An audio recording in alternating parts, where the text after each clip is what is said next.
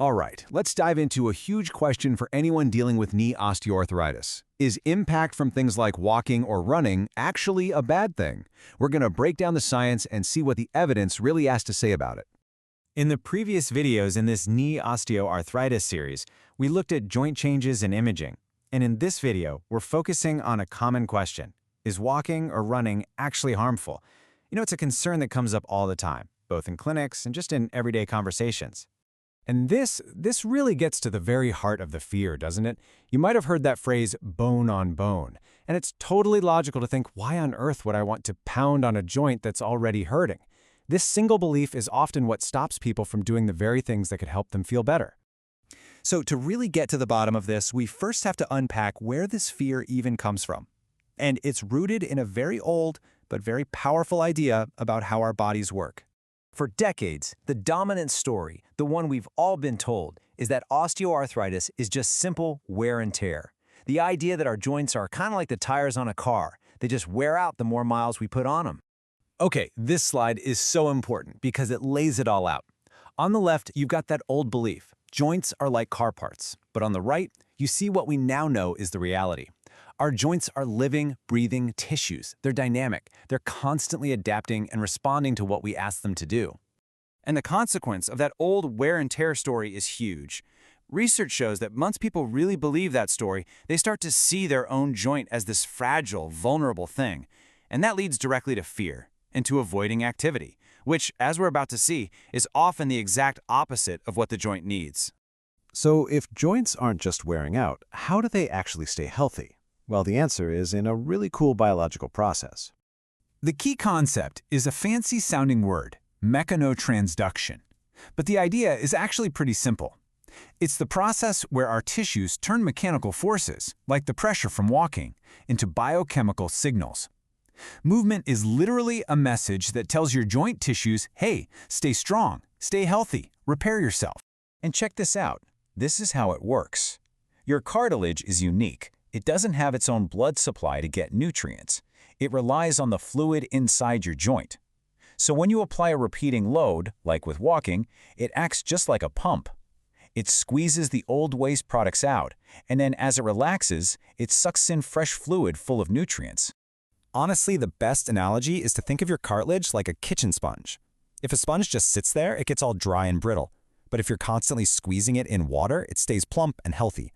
Your cartilage needs that same cycle of loading and unloading to really thrive. Okay, so that's the biology. But what does the real-world evidence show us when we look at huge groups of people over long periods of time? Well, the findings might really surprise you. This chart brilliantly shows what massive reviews of studies have found. Let's walk through it. For folks who are sedentary, the rate of knee osteoarthritis is about 10%. Now, for competitive, super high-mileage runners, it's a little higher, around 13%. But look right there in the middle. For recreational runners, the prevalence is only 4%. That's less than half the rate of the sedentary group. So, let's be super clear about the main takeaway here. Far from being harmful, recreational running is actually associated with a lower prevalence of knee osteoarthritis compared to not running at all.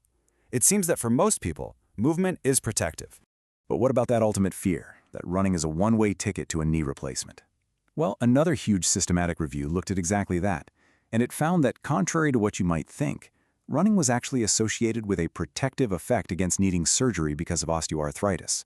And listen, this isn't some fringe idea. The evidence is so powerful that there's a global consensus. Every single major international health organization now recommends therapeutic exercise as a core first-line treatment for every single person with knee osteoarthritis. It's that important. Now, this is all incredibly positive news, but, and this is a really important but, this isn't a blanket permission slip to go from zero to running a marathon tomorrow.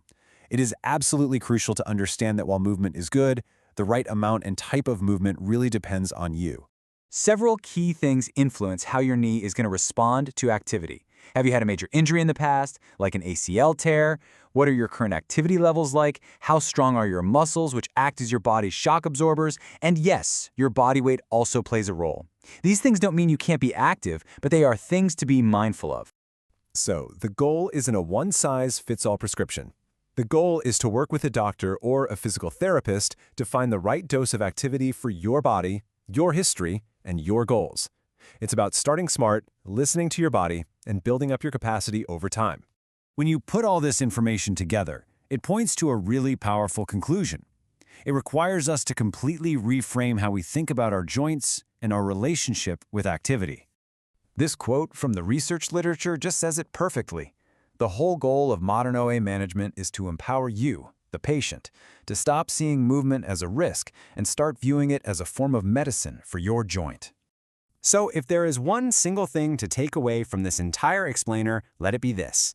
It's time to completely throw out that old unhelpful idea of wear and tear and instead embrace the much more accurate and empowering model of wear and repair.